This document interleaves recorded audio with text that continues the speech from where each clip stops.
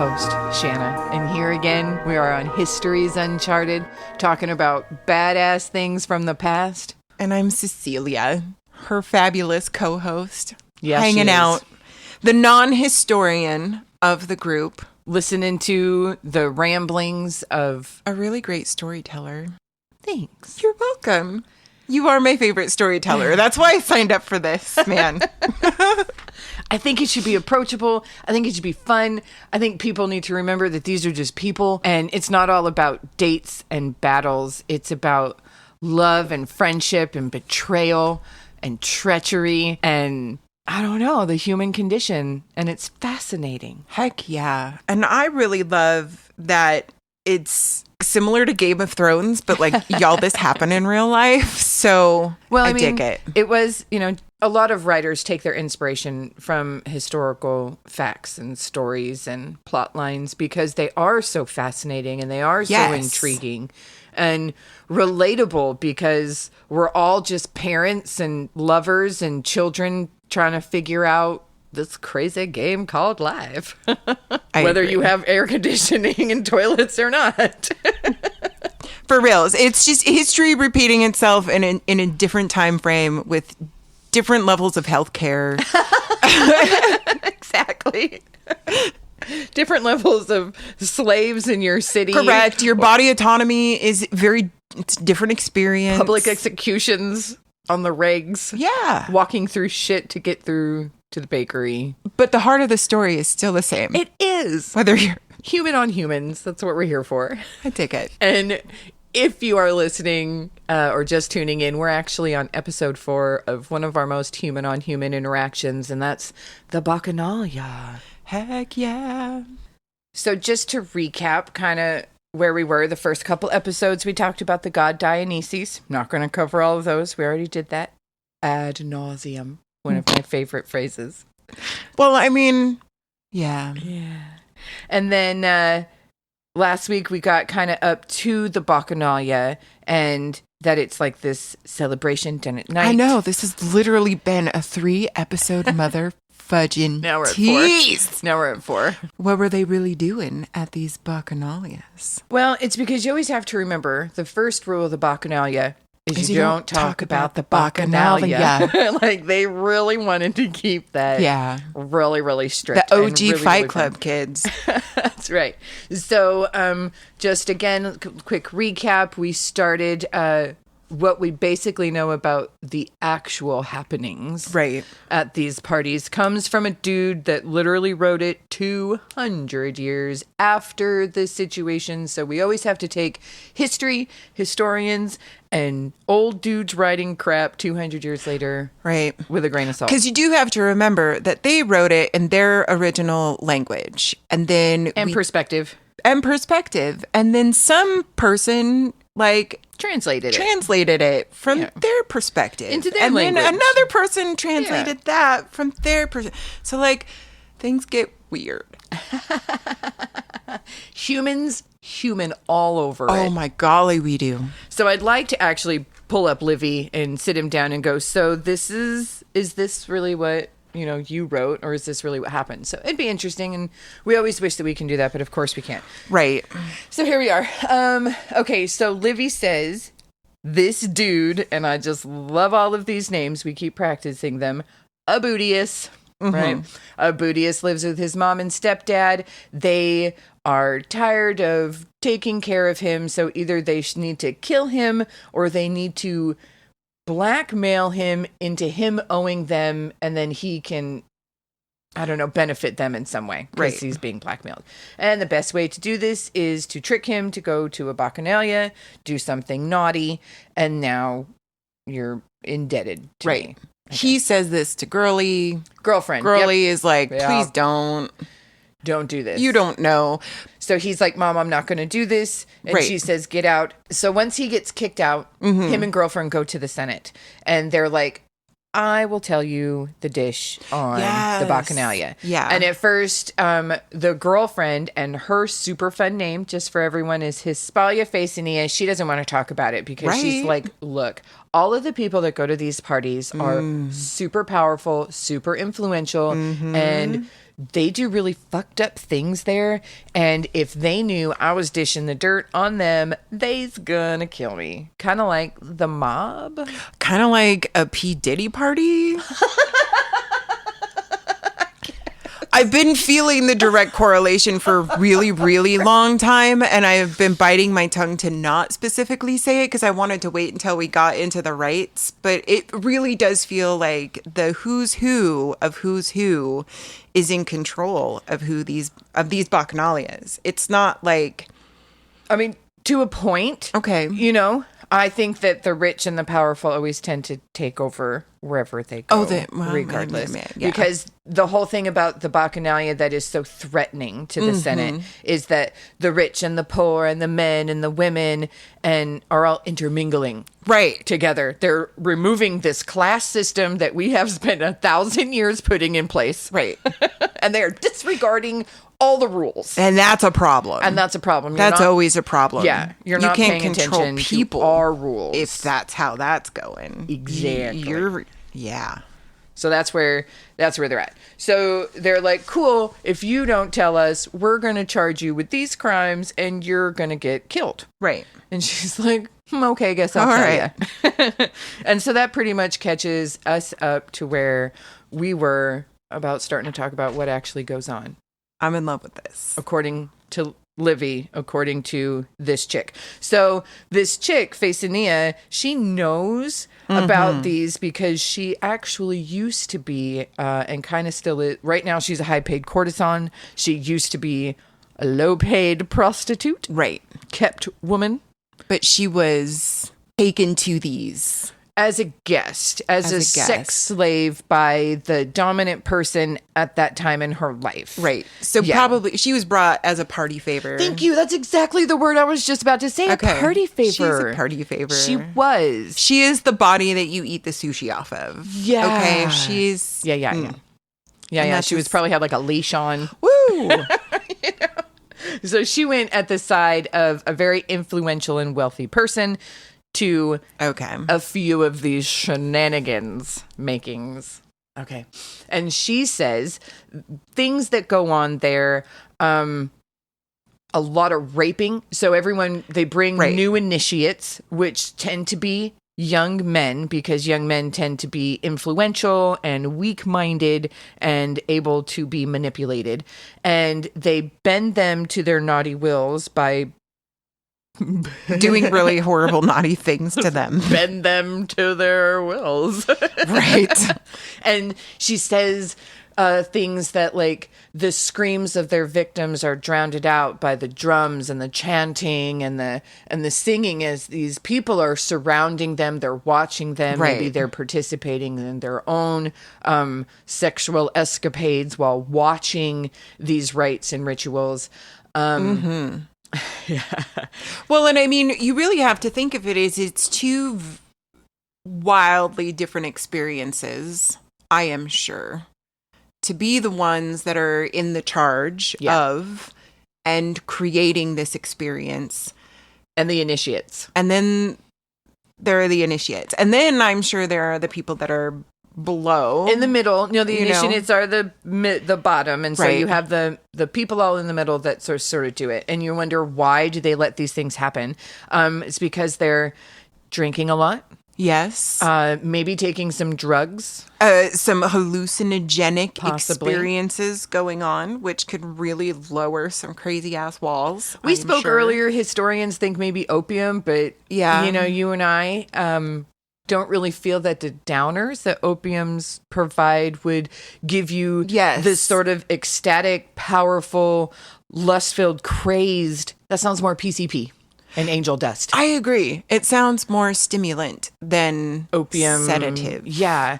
So I'm not real convinced. Yeah, poppies were around at that time, but there could have been more than one punch bowl. There could have, and maybe ancient poppies had more punch. I don't know. The different processes and experiences, but again, this is Fight Club. You don't talk about Fight Club, so you don't know exactly. Yeah, it's not like anybody wrote this stuff down. Yeah. There's no recipe in Nona's cookbook, The old Bacchanalia punch. Right. Super disappointing, but all right. As happens when you get people together doing naughty things and losing their inhibitions, where does it stop? Does it stop at sex? What about business deals? What about if you have high-placed, powerful people willing to make backdoor deals for businesses and building plans or religious things or contracts? Yeah. Okay, so now we're forging documents, we're forging contracts. Where does that stop? Maybe we plot and plan to take this person out so that we can gain control of this business or whatever. So instantly, this woman is talking about plotting murders, plotting a downfall of the structure of the administration and society. Like, how can you trust these religious cults are taking your money and putting it towards what they say they're doing? Maybe they're embezzling it. All of these things could be happening. I can't believe that this is what we chose to do with the Bacchanalia. We humaned all over it, Shanna. This is terrible. It started out as just a fun night in the woods, some barefoot screaming and howling. Seriously. Some drinking, maybe just a girls' night. Wow. And the dudes got involved and we destroyed it. Yeah, we started raping people. We started breaking the law, plotting nefarious deeds. Now, none of this is confirmed. Okay, I also have to go back and say this is a prostitute saying that these things are happening at these parties. They're not like washed up victims of the Bacchanalia on the shores and they're like, what's going on? Like, no one is reporting that this is a problem. Except for the people that aren't invited.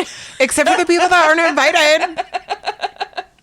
These are really the only people that have an issue. And because they're not invited, they don't know what's going on. And so instantly you think the worst. Right. Well, I mean, it kind of sounds like the worst. It does. She is not painting a flattering picture. No, she's not.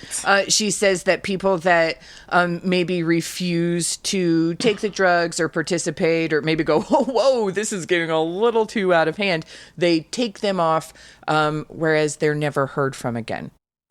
So you would think if influential people from society were, removed because they wouldn't play these games, you think people would notice that. But so I don't know.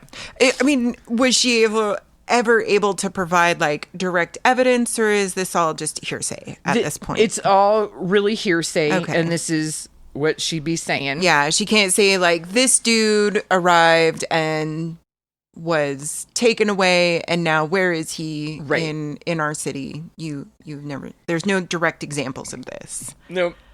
All right. So the men that heard this confession, honestly, it's a little complicated, but she's a woman, so she revealed these facts to a noble Roman woman who then revealed the facts to the men. Women and not being able to talk around men because we're stupid.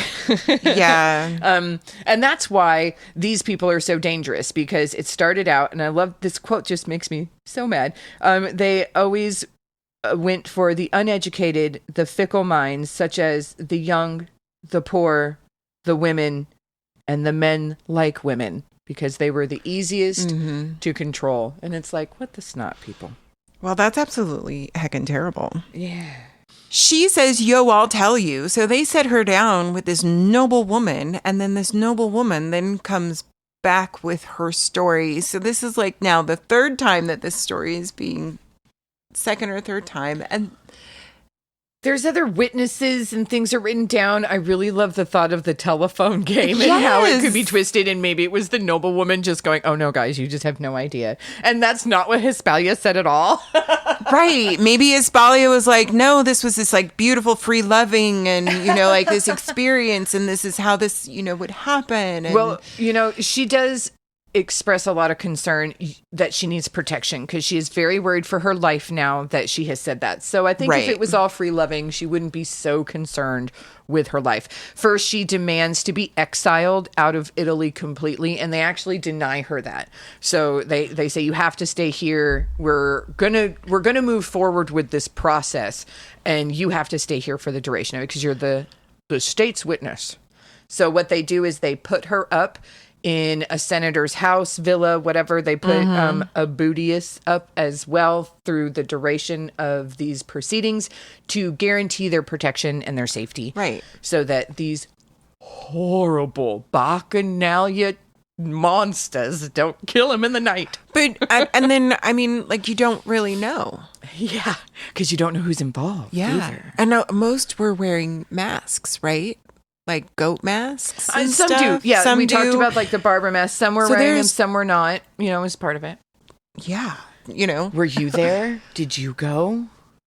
You know, everyone became under, and that's the craziest thing. Everyone became under suspicion. So we know how we human all over things. Oh, yeah. Sit in tight. Absolutely. Because we're about to human all over this. Oh, man. So they could not handle this. All of these things are happening, poisoning. Obviously. This is happening. So what they do is, under the cover of religion, okay, these priests broke the laws. They did the worst things ever. So it is decreed that rites and ceremonies were not allowed to be held. All priests were put under surveillance because you don't know who's a Bacchic priest and who was. Some may have claimed to be in public, but that's not a very popular thing to do. So every night at dusk, they would put guards and sentries stationed throughout just to make sure that there were no parties or gatherings. Everyone got on lockdown. Right. They determined, and they made like a line in the sand, there are certain gods that are allowed to be worshipped and are allowed to sacrifice to, and we're allowed to do this. And then there are certain gods that you cannot. So that made it illegal to want to do these ceremonies and rites and beliefs. Which made it all the more exciting. Yes. But also, how dare you deny that horny little devil his celebration and rites? Yeah. Yeah, it was uncool. Way to, yeah. And it's just another group of people saying, like, this is what's allowed to happen. This is not what's allowed to happen because we said so. You sound like a bunch of party poopers. That's why they weren't invited. Okay, probably. You're probably right. You're probably right. And of course, everyone thinks that there's thousands and thousands of these people. It could be anyone. It could be everyone but you. You never know. Do we really think that it was thousands and thousands? Like, how did she describe it? Did she ever describe like the number of people? I would be curious. Yeah, I don't know. There must be thousands. There's not, no, because I read Livy's book, and there would be groups here, but I can't imagine each party having like 50 to 75 people. Like, that's a lot of people in a field and caves and stuff. Yeah, that would draw There were not attention. gatherings of thousands. Yeah. These were small gatherings. So I don't know. So of course, as usual, the women were attacked first because that's what happens. We are the source of the mischief. And then debauched men, of course, who were kept wakeful with shouts in the night. I mean, you got to think about these young men. Now all the young men are tainted because how can we trust a young man to be a soldier for us if he is such a dirty, naughty guy? He's not going to fight for the beliefs that we have and the family values that we have because we're super conservative Romans. Because he is obviously a taker. Oh, yeah. And that's not okay. Is not okay. You can't do that in public. Or ever. Or in private. No. Or in private without being a certain kind of person. You're a giver. Yeah. A forcer. You're not a taker. Yeah. So that's not okay. We need to remember how important the old traditions are and how important it is to really forbid new cults. We need to put a lockdown on new things. Yeah, because that's going to take power away from what I've already got going on. We have established these are the gods that are allowed to be worshipped to, sacrificed to, donated to. Because it's going to keep your asses in control. Exactly. So we're not going to allow fortune tellers. No. We're not going to allow dabblers and shenanigans in the forum, in the circus, in our city. We're going to start burning some books of prophecies. If it's not about these gods, it needs to go away, and it needs to start being, everything has to be performed in the Roman way. Wild. Not surprising. Not surprising, though. This is going to sound super familiar to anyone that has paid any attention to any of your history classes. They then start to begin to offer rewards to those people that are willing to turn in their friends or family that are known to be associated with the Bacchic rites. Oh, yes. Neighbors are accusing neighbors all of the sudden, trying to get money. There's suspicion everywhere. Everyone's turning on each other. And then people are starting to get punished if they're caught harboring any of these followers of the Bacchic rites. Sounds very familiar. Super strange. Did they give the practicers like little emblems or patches to wear? Or did they just murder them in the streets? Well, yeah, we'll get to that. All right, I'm excited. And by excited, horrified, obviously. But we'll get there. So many start escaping and fleeing the city of Rome, trying to get away. Those, of course, that have the money and the ability to do so. Right. And not just because they are actually practicing, but out of fear of being accused of something. Everyone's accusing everybody else. Yeah. It sounds like the witch trials. For real. It sounds like pogroms. It sounds like the Holocaust. It sounds on like Jews. Humans. They're humaning all over it. All over it. So people are trying to escape and they're like, fuck that. So they start putting guards on all the city gates. No one's allowed to leave. This is a full lockdown, everybody, because that's not okay. So now what is going to happen? City's on lockdown. Everyone's going crazy. People are so worried. Now, again, Cecilia raised a good point. Were these people really guilty? Were these people terrified of being accused? Were they harassed? What is happening? All of a sudden, a bunch of people are killing themselves and committing suicide to avoid prosecution, persecution, whatever it was. They began interrogating these people. I want to say like insert torture here, right? as per judicial system throughout all humanity, right? And so if they found that you were low on the totem pole or a new initiate or not that corrupt, you were allowed to just have life imprisonment. Oh my gosh. So you mean they pretty much tortured these people into, quote, confessing, unquote. Weird. Yeah. So that they could, establishing their level of vileness. Wow. Yeah. So if you passed, you just get to spend your whole life in prison. Okay. If you failed, you were subjected to capital punishment. So it must be said that more were killed than were thrown in prisons by a very significant number. Okay. But I want to understand. So you say like low on the totem pole. So like the receivers, the people who were abused essentially in these rites were just sent to rot in prison because this had happened to them, or maybe were they the ones that received the low on capital the totem pole punishment class-wise? Right. I don't know.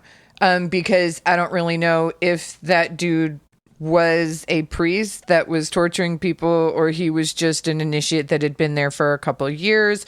You don't really know because they didn't document, they didn't have court trials, they didn't write this down, nor can you trust any confession that comes from torture. Just throwing that out there for anyone that has no brain. Also, are these things really happening at the Bacchanalia? This is one woman's witness testimony. Yeah. Against an entire class group of people. Like, the Bacchanalias happened. Okay? They did. What happened there, no one really knows. Except for what this one chick says. That Livy wrote about 200 years later. And like nobody else was willing to talk about it outside of being tortured. And really, that's kind of what they did to Facinia, was torture her with the life or death. Yes. Like, you're going to live or you're going to die. Yeah. What would you say? And if you're telling boring things, this girl is not telling the truth. Obviously not. So maybe you got to spice it up a little so that they'll believe you and go away? Potentially. But maybe she did tell a lame story and that middle noble woman spiced it up for him. Right? That's, again, the game of telephone with it makes it just very suspicious. Again, a woman's description and understanding of what is happening versus what was Livy, He's a Roman historian 200 right? years later. So he at least has a dedication to his documenting correctly, but even then, we're going to stop with the word correctly, because every single person that wrote had an agenda. Yes. Now, what if my agenda that is true, right? is putting forth the Christian mentality, so I'm going to talk really badly about pagan beliefs? Who is the emperor at the time? What is the political vibe at the time? Like our lovely couple with the guy who ran around. I cannot remember their names right now, and I feel terrible. But it's the couple with the guy who wrote all of the naughty stories about them. Oh, Procopius. Procopius. that little shit right there. Empress Theodora and the Emperor Justinian. It's a badass couple there. And Procopius, yeah. So he was a middle-class bureaucrat that felt that these people were in power and that they were beneath him. Right. But his job was to document. Right. And so he wrote 2 books. He wrote, a bunch of books, but 2 types of books. Ones that were sickly sweet. Justinian is the best, and the king and the ground that he walks on should be consecrated. Right. And then in its next breath, he wrote a book that it's she's a whore and he kills people. For reals. It's you can't, it's trust. Who am I trusting here? Exactly. Procopius. And that's the problem that all historians face, is that the only thing that we have are sources. Right. And what was Livy's agenda? What was, the other woman's agenda? What was Facinia's agenda? Mm-hmm. What were the senators' agenda? Because now there's a law that says you can only practice these gods. Right. So one thing that we don't understand in today's society, but I really equate it to those crazy fucking televangelists that have all of that money and power and don't have to pay taxes and can do whatever the hell they want. So imagine that there's all these different cults, the cult of Apollo, the cult of Athena, the cult of Dionysus, and they all have these cult leaders that you have to sacrifice your money or time or something to. These places are fucking rich. They're covered in jewels and silk robes and influential positions in society. Yes. Yeah. And you want that to continue and grow and thrive. So all of a sudden, these senators are saying only these are allowed to be worshipped, and now these can't. And so now these churches and cults are being shut down, and who gets that money? It's all money and power. That's all it is. And just a transfer. It is. Jeebs. A whole bunch of people died. Were they witches? Were they Jews? No one knows. They killed them anyway, or they had to kill themselves. Because we don't have a whole lot of stories about the actual people that had to live this. We just have the stories of the people in charge that did this. 2 people. To them. Yeah. That's fun. Now, are you also taking some political revenge? I want his money. He owes me debts. I owe him debts, whatever. So people are accusing each other with agendas, just like our witchcraft story, just like we human all through everything. Right. So. Right. Ultimately, let's see, Abutius and Facinia get rewards. Now, I don't know. Maybe they just concocted this whole story together. Wouldn't that be just a bitch? Wouldn't that be funny? So they got a payment, a cash out payment for their testimony each. They got 100,000 asses. What? I love that. Asses. Asses. Asses is the plural form of the as, which was the singular of their dollar. Nice. So they had a lot of asses, 100,000 asses each. Dude, seriously, context is everything. That's funny as farts. A Beauteous, man, he fucking made Beauteous out. And his asses. A Beauteous and all of his asses made out like a bandit. That's a lot of asses for back then. So sorry. I'm sure it's like assesses or something like that. But we're going to say asses here on Histories Uncharted. So I'm sure many of you already know this, but every freeborn man had to put in military service. Right. It was just part of being a freeborn man. But Beauteous, he gets to waive this right. They say, you know what? In return for your awesomeness for starting this scandal, you don't have to serve in the military unless you want to. I mean, you're free to go ahead, but you don't have to if you don't want to. And for Ficinia, they really helped her out. They gave her the rights to be able to own her own property, which she kind of had as she'd worked her way up. But as you can see, it could easily be taken away from anyone at any time. She was given permission to marry outside of her class. She was given the ability to choose a tutor for herself as if her husband had wished it for her. She had that kind of freedom. What does that even mean? What is the choice of tutor? Someone that will teach you. That means you're allowed to be educated. Okay. Oh, you're that's allowed to learn something. You're allowed to learn. And you have that freedom as if your husband had given it to you. That's how free you are. Right, which means like what, after divorce it can be taken away? Well, she didn't have a husband. This is what she gets for life? Like, is it? And I guess I don't understand. Yeah, I mean, I guess it's kind of for life. Concept of it. We don't as modern humans, which is kind of good that we don't understand the subjugation that these poor women truly had to endure. She was allowed to marry a man of free birth, and that her taint of her own whoreness and prostitution and the taint of being involved with the Bacchanalia would not go upon him.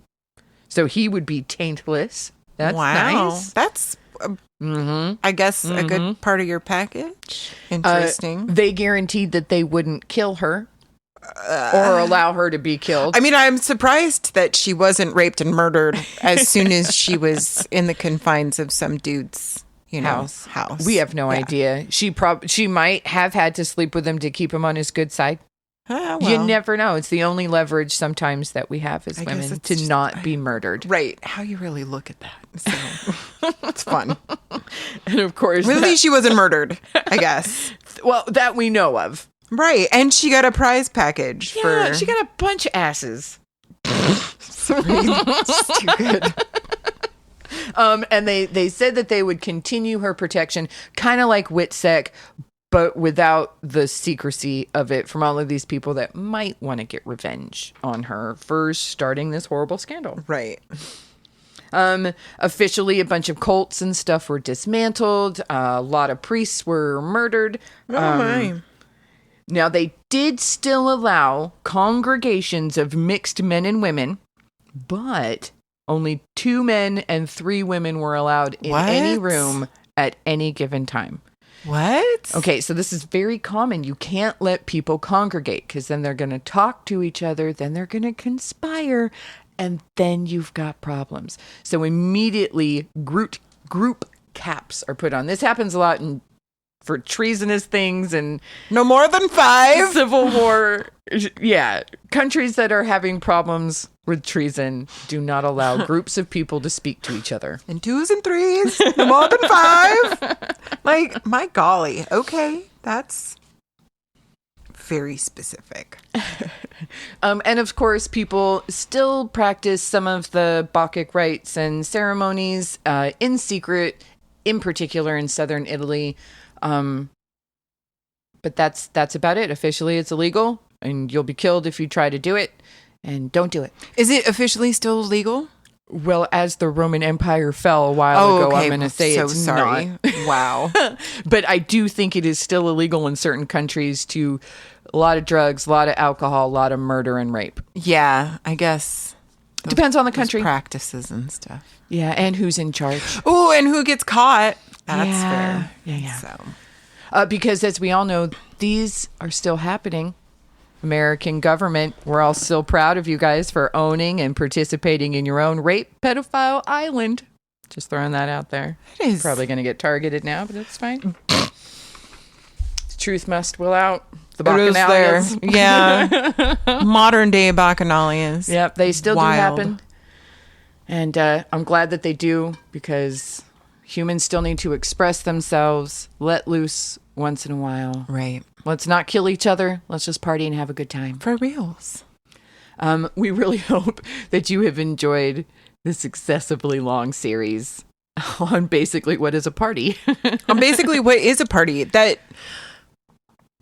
humans humaned all over, guys. Like, what the heck? It could have been cool. I am for it. And I bet you $10 to a donut that there are still people out there that are like, yeah, no, let's take it back to its roots. I don't know. I Let's get feel wild like modern day Wiccan celebrations and ceremonies. You're barefoot in the woods. You're maybe smoking something, maybe drinking something, Yeah. communing with nature. Like, these things still happen. And they should. For reals. I like to think of the gods as a very Neil Gaiman depiction in his American gods. I really do feel like these, They're here, man. they're here. They're amongst us. But that's how I choose to live my life. That Dionysus is just out there. And when you're having a hella good time, he just kind of shows up. Maybe He's a couple like, drops for him, Yeah. Thanks for the wine. For real. We really appreciate it. It's more or less just celebrating our lives. Celebrating connection. Yeah. And a heckin' good time. I really love leaving on that as a reminder, not of the humaning over it, but of the Yeah. connections and For the other way reals. that we human all over things with our joys and our loves and our bonds Yes. and our needs to share super amazing stories like this Heck yeah. with each other.